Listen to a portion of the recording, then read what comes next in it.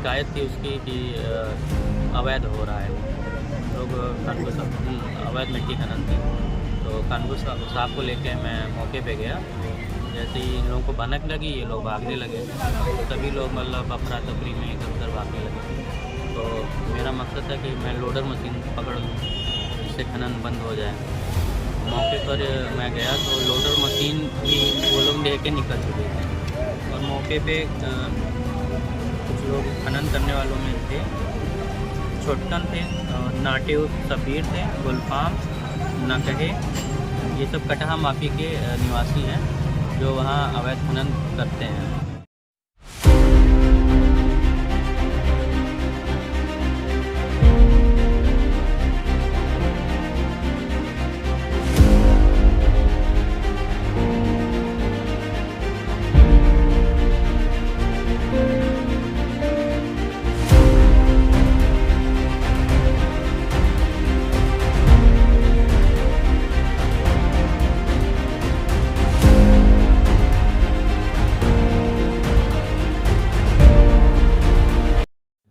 खबर जनपद गोंडा के कोतवाली देहात के अंतर्गत चांदपुर से सामने आई है, जहां पर अवैध मिट्टी खनन की शिकायत पर जांच करने गए लेखपाल के साथ खनन माफियाओं के द्वारा मारपीट की गई है। जी हां, हम बात कर रहे हैं या वही लेखपाल है जिनका नाम है मान बहादुर वर्मा।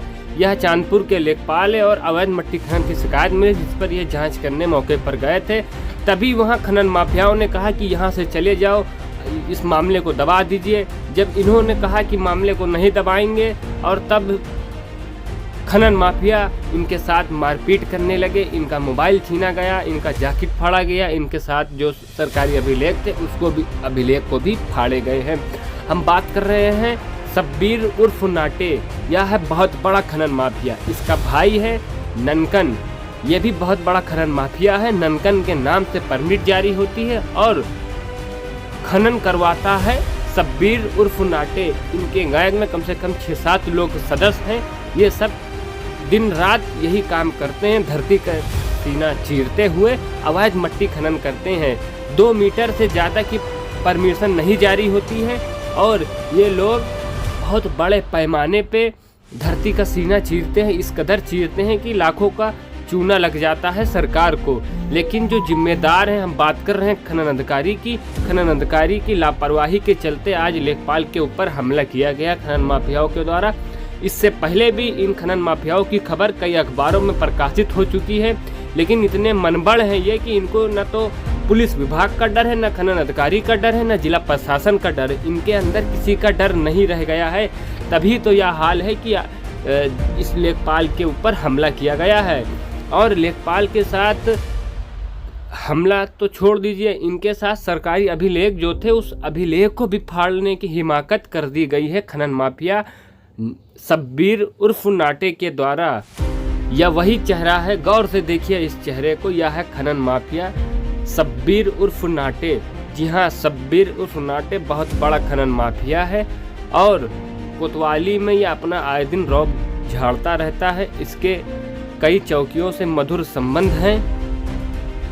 मान बहादुर वर्मा और अन्य लोग कोतवाली देहात में इन सभी के खिलाफ नामजद तहरीर दिया है।